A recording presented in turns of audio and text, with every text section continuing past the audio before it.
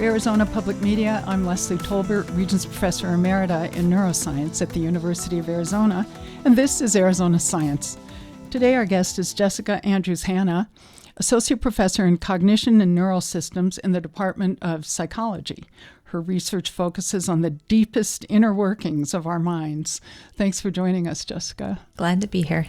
Let's start with some background. You've studied what neuroscientists call the brain's default mode network for years. Tell us what that is. So the default mode network is a network of brain regions that collectively take up about maybe 20% of the volume of the size of our brain. And these brain regions include regions in the outermost part of the brain, the cortex, as well as regions in the innermost part of the brain, the subcortical regions. And they all seem to be kind of connected and talking with one another.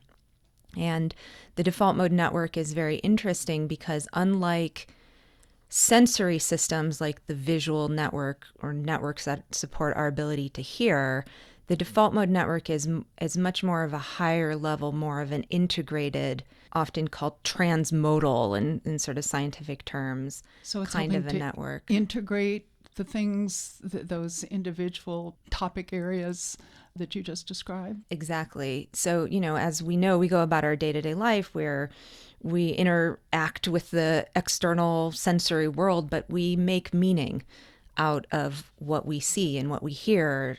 Certain stimuli remind us of memories.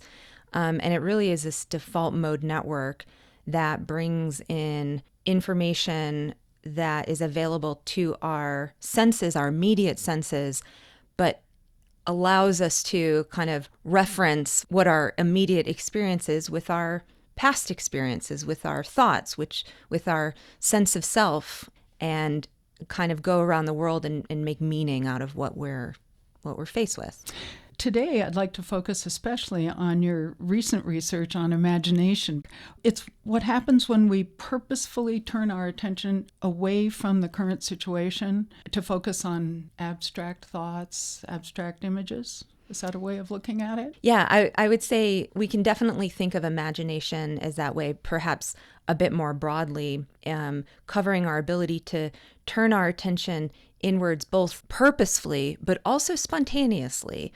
When we turn our attention to our thoughts and our ideas and use our mental imagery to help create mental simulations that are not necessarily in our sensory environment, that are kind of hidden from our external view, we still have a very rich inner mental life. And would that include mind wandering?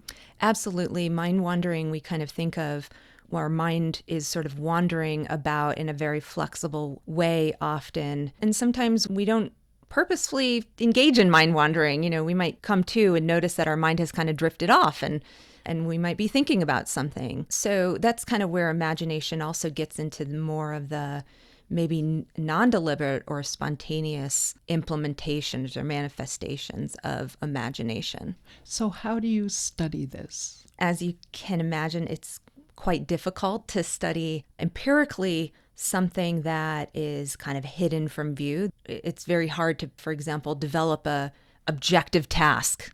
So our lab and the field in general kind of takes a broader approach. We use a mix of more introspective and sort of self-report and first-person assessments by asking people simply, what are you thinking about? Or when you find yourself lost in thought or, engaged in something, in a kind of imaginative thought, where does your mind go? And we can actually get quite a lot of very detailed information about the kinds of thoughts that people have, at least that they can report on. So you're measuring electrical activity in the brains, and you know which areas you're recording from. And then what? You try to match the recording patterns to what people will report that they were thinking about? Yeah, exactly. And we can do this in many different ways.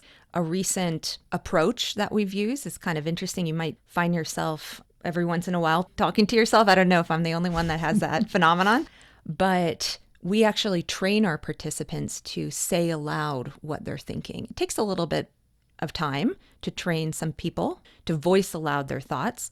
But after that period of training, people become quite good at reporting in a momentary manner what they're thinking about. And now once we have the audio and the transcripts of the language that people are using to describe their thoughts, that's kind of a nice behavioral measure that we can then relate to our neural metrics, our brain-based metrics. We try as best as possible to convince people to not censor themselves when they're speaking aloud, but there are limitations. We, as much as possible, record people's thoughts when they're alone, and we then anonymize the data afterwards. And we emphasize to people that, our innermost thoughts are our private experiences, but we all share those kinds of sensitivities, and we're going to take much care in our conducting of the behavioral experiments to make sure that your identity is not going to be revealed and such. So we also then ask people to, how easy was this process for you, or to what degree did you find yourself censoring what you're saying versus what you're actually thinking? And then we can use those metrics and try to statistically control for them as well.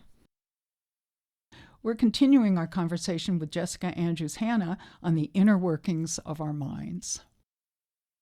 Sometimes the inward focus that you're asking people to take must take them into states of depression, anxiety, and so on.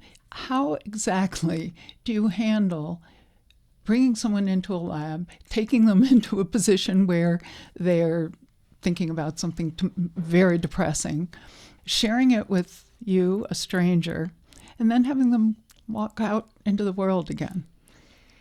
Yeah, this is a very important ethical question, I would say. We kind of approach this topic in many different ways, including especially to kind of take care to alleviate the kind of mood that people may be in after being alone with their thoughts for a considerable period of time. Having a debriefing session, explaining to participants, what the purpose of the study is, how their research will help, and then following up with them later as well. What we have noticed, though, is that oftentimes you may, as experimenters, may be reading transcripts of people's kind of innermost thoughts that can get in tricky territory, right, and sensitive territory. And you may think, what have we done as experimenters, But then our participants will say, oh, wow, that was really an amazing experience. It was like I was engaged in a therapy session with myself. It was cathartic. To oftentimes people's thoughts are not necessarily verbalized. And I think we know a lot about from the clinical therapy research that there is something transformative about the process of taking a thought and actually putting it to words, whether that's journaling, whether it's other forms of creative, artistic expression, whether it's talking to a therapist. That process of taking kind of an abstract concept and making it more concrete in the form of something that is, out there, may be actually helpful. And that's something that we're very interested in. You're also looking at how all of this changes as we age. Give us the big picture of what's happening with each passing decade of life. This is a very interesting and active area of research for our lab, as well as other labs at the University of Arizona.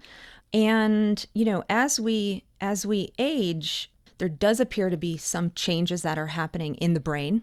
What is a little tricky in terms of the literature is how we can differentiate the process of typical aging or normative aging from other kinds of aging that are more associated potentially with neurodegenerative diseases like Alzheimer's disease. And this is actually very tricky because a number of individuals will actually be harboring pathology in their brains associated with Alzheimer's disease, but cognitively will kind of manifest as normal. So we don't really have a really good insight at this moment what kinds of age-related changes we're seeing in some of our work and in some of the work in the literature that are related to neurotypical aging from pathological forms of aging. And you've also found that with aging, some good things happen. Imaginative, creative thoughts can increase, right? Exactly. Yeah, we're definitely finding that, as we know, wisdom, the hallmark of of aging, wisdom itself is associated with a unique way of thinking, looking back, but not necessarily focusing on all the details it's involved. Instead, it involves, extracting life lessons and being able to notice commonalities across experiences and integrating all of these experiences into your sense of self-identity. And then, the communicative characteristics of aging as well seem to be enhanced, which is quite interesting. As a neuroscientist myself, I just have to ask, are different regions of the brain sort of taking over in, say, different decades of life? I think we're not there as a science to really definitively answer that question. What we do sometimes see, though, seems to be consistent across studies, is that the brain becomes much more integrated as people get older. Whereas, in young adulthood, you've got sort of these brain networks that are kind of doing their own thing and talking only with each other, mostly, right? But as you get older, your brain tends to be more flexible. And when we think about concepts like wisdom and more abstraction and, what makes a good story when we're communicating our ideas, right? We need to be, and creativity, we need to really be linking things together. The aging brain may actually be particularly adapted to those kinds of characteristics. Tell us what you're learning about what happens in Alzheimer's disease. Yeah, so Alzheimer's disease is a neurodegenerative disease that is associated with certain kinds of neurobiological pathology that it seems to have an interesting relationship with the default mode network in terms of the hallmarks of Alzheimer's disease, which are plaques and tangles, seem to target regions of the brain that are in the default mode network. As to why, we don't know. We do know, however, that some of the symptoms of Alzheimer's disease, especially early symptoms, seems to be related to our imagination, memory being for one, the ability to remember your past in kind of detail, right? We need our default mode network, particularly parts of our default network like the hippocampus and other brain regions that it's connected to. That's important for learning and memory. So yeah, I think there are some very promising ways to assess Alzheimer's disease much earlier on, before people are kind of getting those cognitive characteristics like memory impairments that I mentioned. Well, this has been truly fascinating. Thanks very much. Jessica Andrews-Hanna is an expert in the deepest inner workings of our brains as we go through life, including into old age. Thank you very much. Appreciate it. You can hear more of this conversation on our Arizona Science podcast at azpm.org. I'm Leslie Tolbert.